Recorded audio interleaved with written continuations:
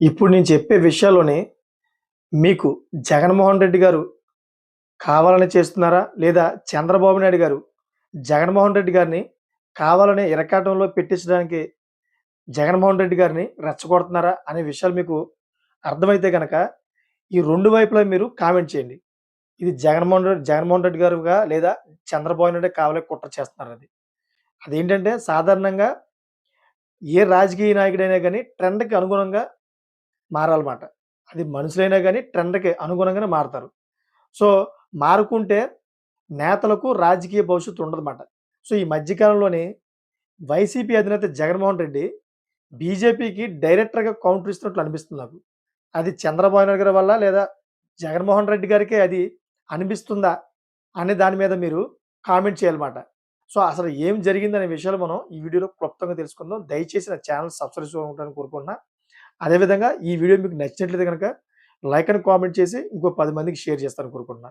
So, ఆంధ్రప్రదేశ్‌లోని జగన్మోహన్ రెడ్డి గారు పదే పదే మెడికల్ కాలేజీల అంశాన్ని ఎత్తుకోవడం వెనక అర్థం ఏంటి?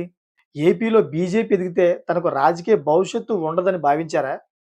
అసలు అందుకే ఆ పార్టీని పదే పదే ఇరకాటంలో నెట్టేసే ప్రయత్నం చేస్తున్నారా ఏంటి?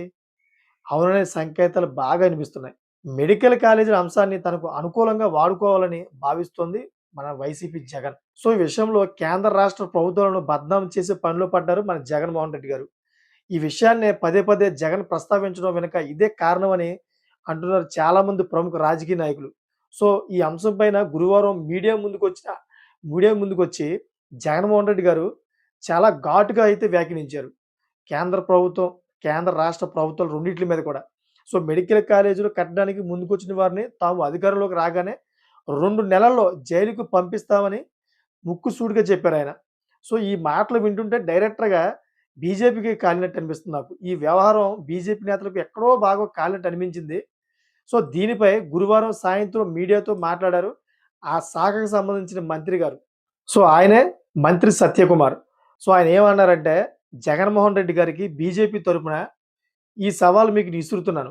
వైద్య శాఖ మంత్రిగా విధానపరమైన నిర్ణయాలు తీసుకునేది తానేనని, తనను జైలుకు పంపే దమ్ము, ధైర్యం జగన్‌కు ఉందా? నీకు దమ్ముంటే నన్ను పంపించి చూడు అని జెప్పేసి జగన్మోహన్ రెడ్డి గారికి సూటిగా అడిగారాయన. చేతనైతే సీబీఐ విచారణ తనపై వేలన్నారన్నమాట. ఎవరిని బెదిరిస్తారు మీరు? ఎవరిని జైలుకి పంపుతారు?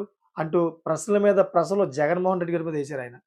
సో, పీపీ విధానం తీసుకొచ్చిన నీతి ఆయోగ్, దాన్ని సమర్థించిన న్యాయమూర్తులు, ఈ విధానానికి శ్రీకారం చుట్టిన ప్రధాని మోదీని జైలుకి పంపుతారా మీరు?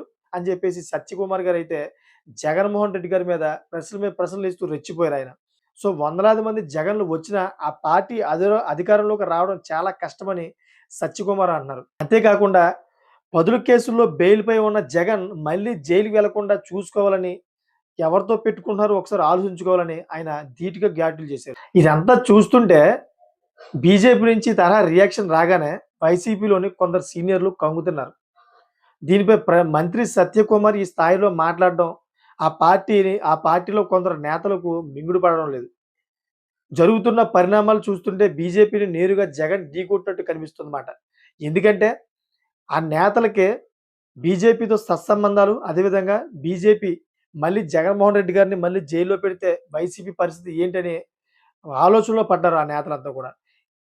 సో, ఇదిలా ఉండగా అటు ఢిల్లీ స్థాయిలోను కూడా దూకుడు ప్రదర్శిస్తుంది మన జగన్మోహన్ రెడ్డి గారి వైసీపీ. ఏదైతే లోక్‌సభ సమావేశాల్లోని ఒక పథకం పేరు మార్పు విషయంలో ఆ పార్టీ ఎంపీ అవినాష్ రెడ్డి ఆ పార్టీ తరపున వాయిస్ బలంగా వినిపించారన్నమాట. కేంద్రం తీసుకొచ్చిన ఈ బిల్లును సెలెక్ట్ కమిటీ లేకుంటే జేపీసీ వేయాలని డిమాండ్ చేశారాయన. మరి కేంద్రం అవేమీ పట్టించుకోలేదు కాబట్టి సరిపోయింది. గురువారం ఈ బిల్లు లోక్‌సభలో పాస్ అయింది కూడా. జరిగిన ఈ 2 పరిణామాలు గమనిస్తున్న వారు మాత్రం బీజేపీతో